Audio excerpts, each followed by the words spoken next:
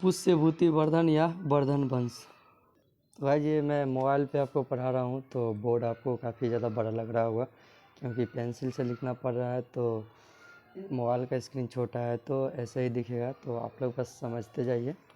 तो पुष्यभूति वर्धन या वर्धन वंश, इनके संस्थापक कौन है? तो इनके जो संस्थापक है उनका नाम है पुष्यभूति वर्धन। दोस्तों पुष्यभूति वर्धन कौन था? तो पुष्यभूति वर्धन जो है वो वर्धन वंश का संस्थापक था, और साथ ही पुष्यभूति वर्धन जो है वो गुप्त काल का एक सामंत था। तो यहाँ पे लिख देते हैं, ठीक है। तो यहाँ पे मैंने लिख दिया है कि पुष्यभूति वर्धन जो है वो गुप्त काल का एक क्या था? तो सामंत था, ठीक है। तो दोस्तों वर्धन वंश का जो राजधानी है वो कहाँ था? तो वर्धन वंश की जो राजधानी है वो थानेश्वर था। थानेश्वर कहाँ है? तो थानेश्वर अभी फ़िलहाल हरियाणा में है। तो इसकी राजधानी कहाँ है? तो वर्धन वंश की राजधानी जो है वो थानेश्वर है। थानेश्वर कहाँ है? तो थानेश्वर अभी हरियाणा में पड़ता है। इस वंश का अगला शासक कौन है? तो इस वंश का जो अगला शासक है, लिख देता हूँ यहाँ पे, अगला शासक प्रभाकर वर्धन है। प्रभाकर वर्धन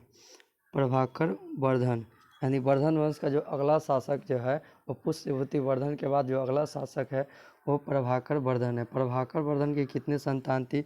तो प्रभाकर वर्धन की 3 संतान थी। यहाँ पे लिख देते हैं, प्रभाकर वर्धन की 3 संतान थी।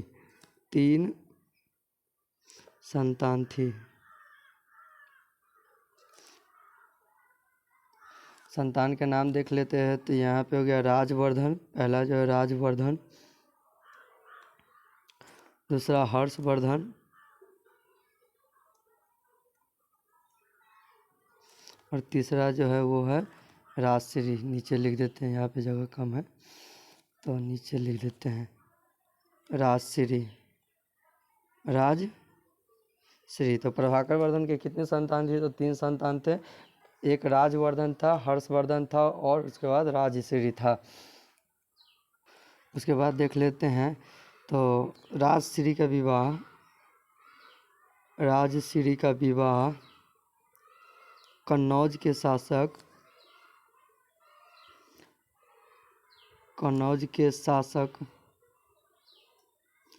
ग्रहवर्धन से हुआ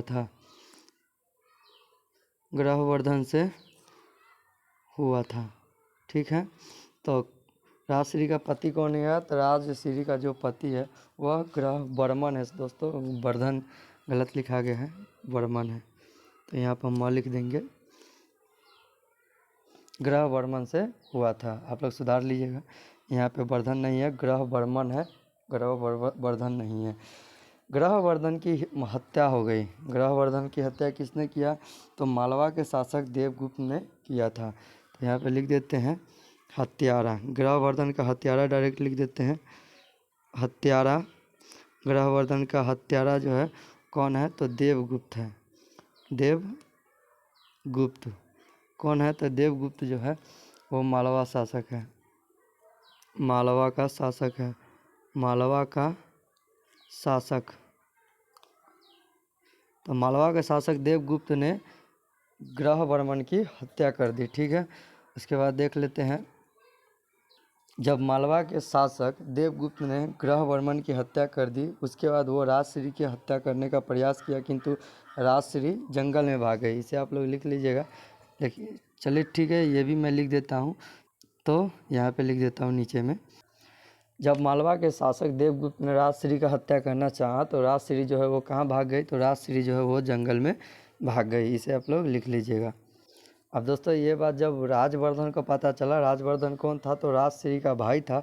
तो जब राजवर्धन को पता चला कि ग्रहवर्मन की हत्या देवगुप्त ने कर दी, तो राजवर्धन ने जो है वो मालवा के शासक देवगुप्त की हत्या कर दी। तो इसे भी मैं लिख देता हूँ। तो यहाँ पर हमने लिख दिया है कि राजवर्धन ने किसकी हत्या कर दी? तो देवगुप्त की हत्या कर दी। अब दोस्तों जैसे ही पता चला कि देवगुप्त का हत्या हो गया है, यानी उसे मार दिया गया है, तो उसका जो दोस्त गौड़ शासक शशांक था, यानी गौड़ बंगाल को बोलते हैं, तो गौड़ शासक बंगाल का जो शशांक था उसे पता चला कि देवगुप्त की हत्या कर दी गई है, तो उसने राजवर्धन की हत्या कर दी। तो उसे भी मैं यहाँ पे लिख देता हूँ, यहाँ पे मैंने लिख दिया गौड़ शासक शशांक ने राजवर्धन की हत्या कर दी। किसने? तो शशांक ने राजवर्धन की हत्या कर दी। और राजवर्धन का हत्या हो गया और राजश्री कहाँ भाग गई? जंगल में भाग गई। उसके बाद कौन बचा? हर्षवर्धन। जब ये बात हर्षवर्धन को पता चला तो हर्षवर्धन ने शशांक की हत्या कर दी। तो यहाँ पे मैं लिख देता हूँ, तो शशांक ने राजवर्धन की हत्या की थी, इसीलिए हर्षवर्धन ने जो है वो शशांक की हत्या कर दी। और इसी के साथ बता दें आपको कि जो शशांक थे, शशांक ने ही बौद्धि वृक्ष, जहाँ पे महात्मा बुद्ध को ज्ञान की प्राप्ति हुई थी, उसी महाबौद्धि वृक्ष को शशांक ने कटवा दिया और उसमें आग लगवा दिया। तो यहाँ पे आप लोग देखेंगे शशांक ने महाबौद्धि वृक्ष को कटवा दिया और उसमें क्या लगवा दिया? तो उसमें आग लगवा दिया। ठीक है, इसी के साथ में देखेंगे जो वर्तमान में है, वर्तमान में बौद्धि वृक्ष है वो किस पीढ़ी का है? तो छठी पीढ़ी का है। तो यहाँ पे लिखेंगे वर्तमान बौद्धि वृक्ष छठी पीढ़ी का है, छठी पीढ़ी का है, पीढ़ी का है। वर्तमान बौद्धि वृक्ष किस पीढ़ी का है? तो वर्तमान जो बौद्धि वृक्ष है वो छठी पीढ़ी का है। इसके बाद हर्षवर्धन के सामने जो है वो दो चुनौती आ गई। हर्षवर्धन के सामने कितनी चुनौती आ गई? तो हर्षवर्धन के सामने दो चुनौती आ गई।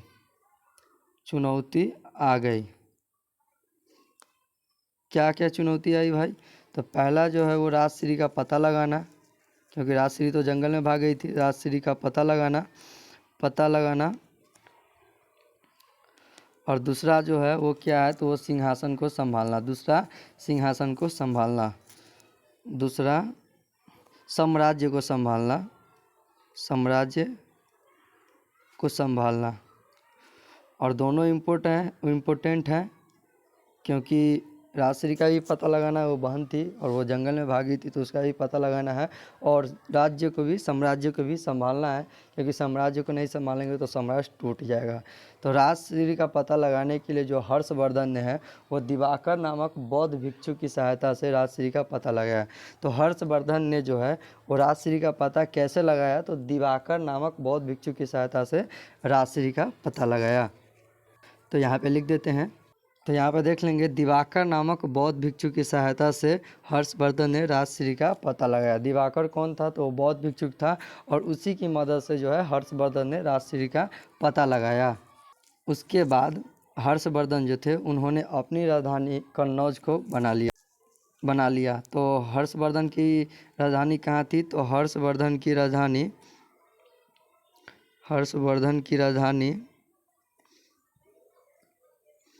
राजधानी जो है वो कन्नौज थी। हर्षवर्धन की राजधानी कहाँ है? तो कन्नौज। हर्षवर्धन की राजधानी क्या हो गई? तो हर्षवर्धन की जो राजधानी है वो कन्नौज हो गई। उसी के साथ देख लेंगे। उसके बाद दोस्त, हर्षवर्धन ने कभी भी स्वयं कन्नौज का राजा साबित नहीं किया, बल्कि राजश्री का संरक्षक बन के शासन किया। तो हर्षवर्धन स्वयं को राजा साबित किया? तो नहीं किया। वो क्या किया? तो वो राजश्री जो उसकी बहन थी उसका संरक्षक बनकर शासन किया। तो यहाँ पे लिख देंगे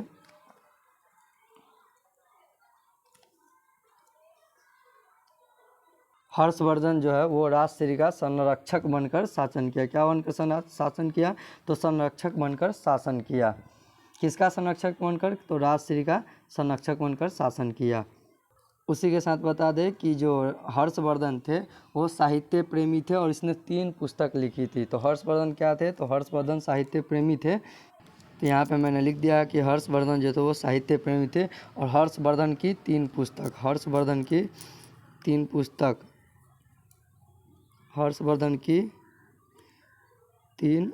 पुस्तक। दोस्त राइटिंग थोड़ा ख़राब आ रहा है तो आप लोग इसे थोड़ा देख लीजिएगा अपने हिसाब से, क्योंकि पेन से फ़ोन पे लिखने में ऐसा ही आता है।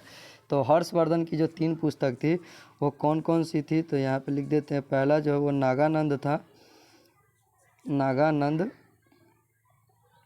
रत्नावली। दूसरा हो जाता है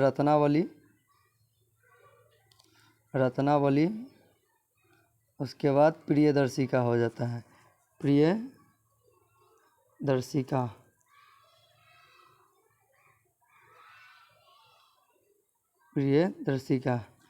थोड़ा इधर कर लेते हैं इसे बोर्ड को, प्रियदर्शिका, ठीक है। उसके बाद देख लेते हैं हर्षवर्धन के दरबारी कवि कौन थे। तो हर्षवर्धन के जो दरबारी कवि थे वो बाणभट्ट थे। तो हर्षवर्धन के जो दरबारी कवि थे वो बाणभट्ट थे, और बाणभट्ट ने 2 पुस्तक लिखी थी। वो पहला पुस्तक था कादम्बरी और दूसरा हर्षचरित लिखा था। तो यहाँ पे वो भी लिख देते हैं। बाणभट्ट की पुस्तक पहला हो गया आपका कादम्बरी और दूसरा हर्षचरित हो गया,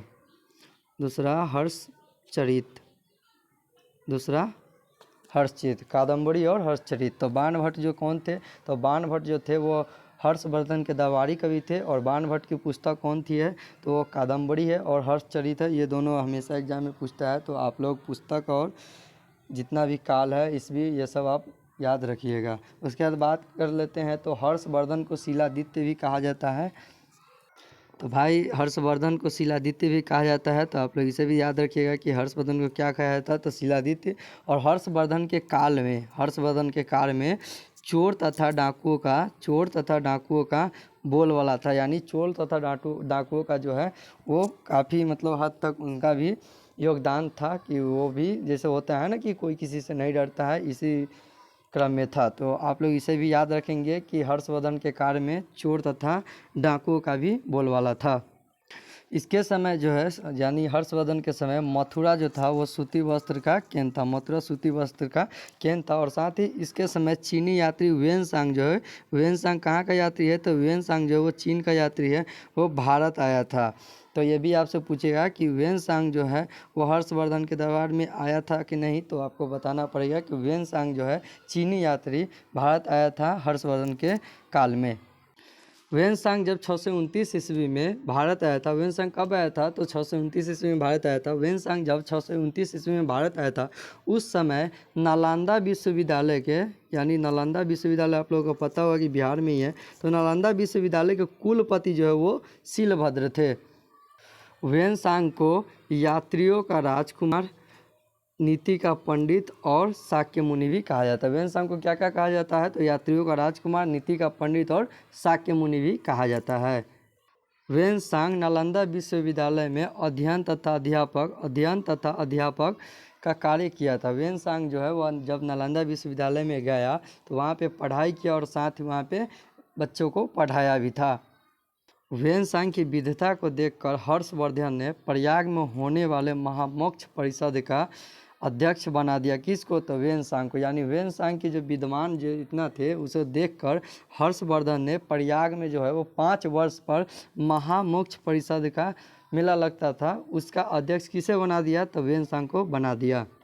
अब जब वेनसांग को अध्यक्ष बना दिया गया था महामोक्ष परिषद का, तो इसका विरोध जो है वहाँ का ब्राह्मण करने लगे कि भाई इतना दिन से मैं यहाँ पे आपके जो पूजा का अध्यक्ष बनता था, आपने अब किसी बाहरी आदमी को क्यों बना दिया। तो इसी के लिए ब्राह्मणों ने हर्षवर्धन का विरोध किया। तो ये भी पूछेगा कि हर्षवर्धन का विरोध किसने किया था, तो आपको जवाब देना है कि ब्राह्मणों ने हर्षवर्धन का विरोध किया था। हर्षवर्धन जो था वो हिंदू था। हर्षवर्धन क्या था, तो हिंदू था, किंतु वो महायान शाखा से प्रभावित था। और इसके समय यानी हर्षवर्धन के समय 5वीं बौद्ध संहिता हुई थी, वो कहाँ हुई थी, तो वो कन्नौज में हुई थी।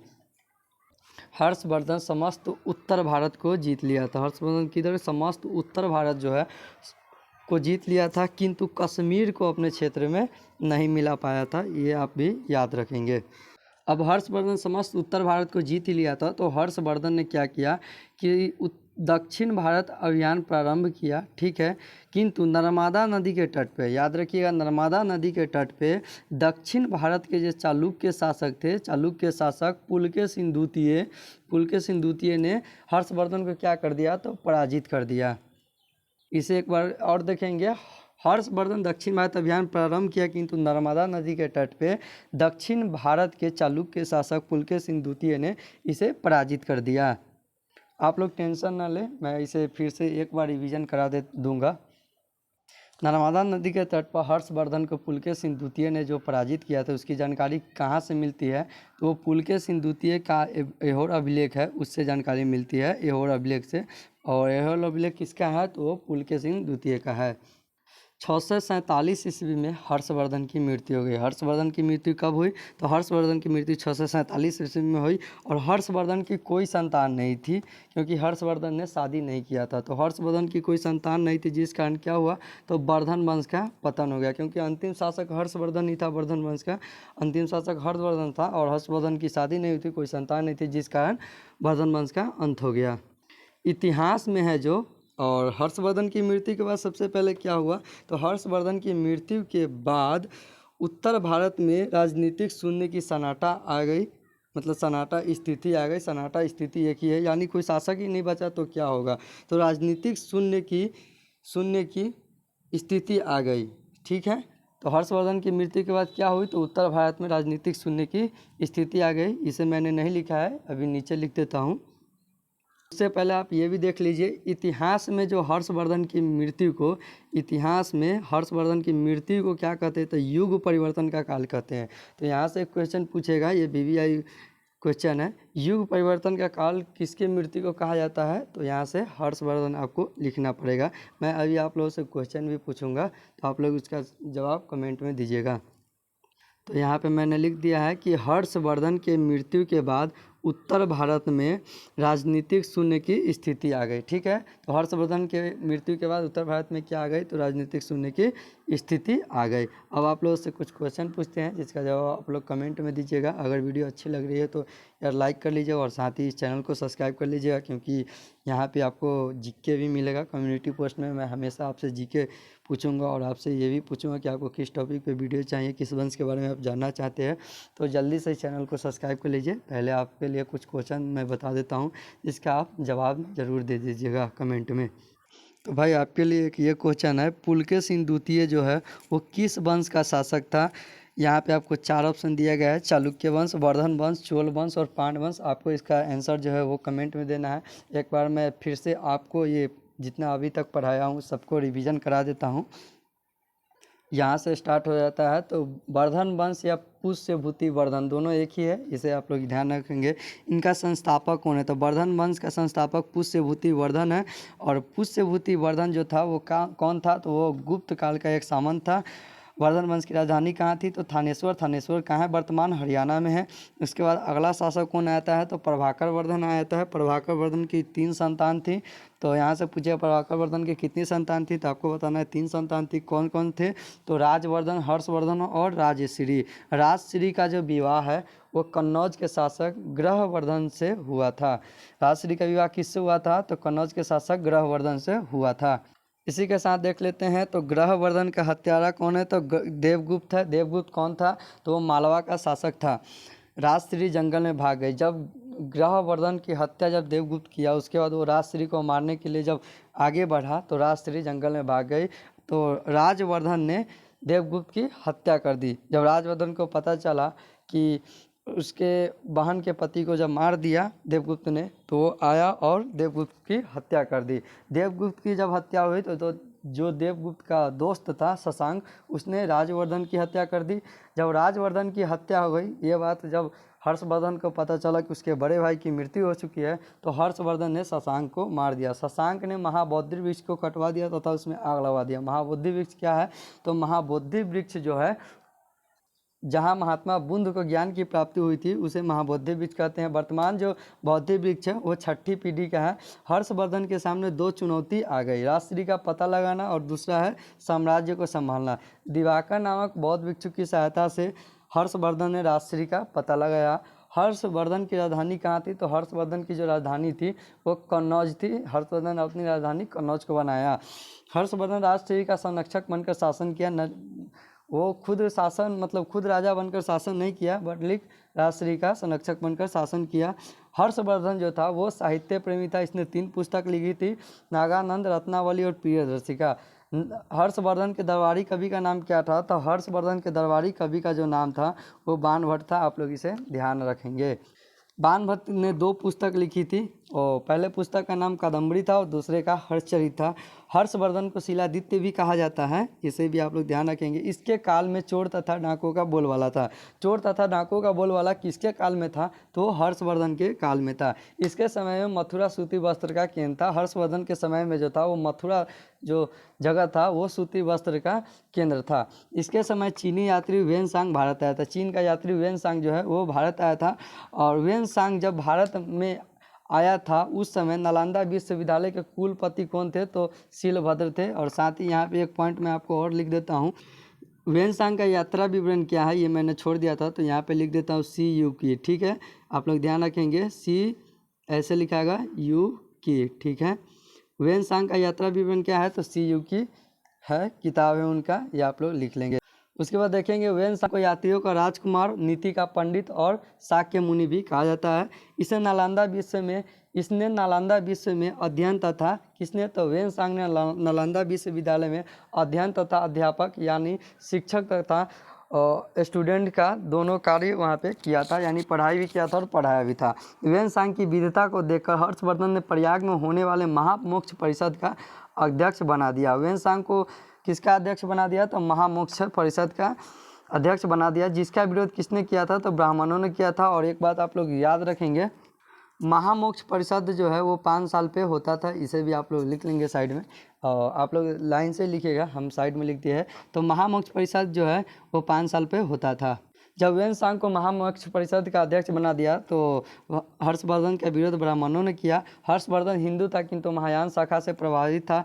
इसके समय हर्षवर्धन के समय 5वीं बौद्ध संगीति हुई थी। कहाँ? तो कन्नौज में हुई थी। हर्षवर्धन समस्त उत्तर भारत को जीत लिया था किंतु कश्मीर को अपने क्षेत्र में नहीं मिला पाया था। हर्षवर्धन दक्षिण भारत प्रारंभ किया किंतु नर्मदा नदी के तट पर इसे दक्षिण भारत के चालुक्य शासक पुलकेशिन द्वितीय ने इसे पराजित कर दिया। इसकी जानकारी कहाँ से मिलती है? तो हर्षवर्धन को नर्मदा नदी के तट पर पुलकेशिन द्वितीय ने जो पराजित कर दिया, इसकी जानकारी पुलकेशिन द्वितीय के ऐहोर अभिलेख से मिलते हैं। 647 ईस्वी में हर्षवर्धन की मृत्यु हो गई। हर्षवर्धन की कोई संतान नहीं थी, जिस कारण वर्धन वंश का अंत हो गया, पतन हो गया। और इतिहास में हर्षवर्धन के मृत्यु को क्या कहते हैं? तो युग परिवर्तन का काल कहते हैं। और हर्षवर्धन की मृत्यु के बाद उत्तर भारत में राजनीतिक शून्य की सन्नाटा आ गई। उसके बाद दोस्तों आप लोगों के लिए एक क्वेश्चन है, पुलकेशिन द्वितीय किस वंश के शासक थे? तो आपको इसका जवाब कमेंट में देना है। और साथ ही दोस्तों अगर आप लोग चैनल पर नए हो तो वीडियो को लाइक कर दीजिएगा और साथ ही शेयर भी कर दीजिएगा ताकि और भी भाई पढ़ सके, और इस चैनल को सब्सक्राइब भी कर लीजिएगा। ठीक है दोस्तों, तो मिलते हैं फिर से किसी नई वीडियो में, तब तक के लिए जय हिंद।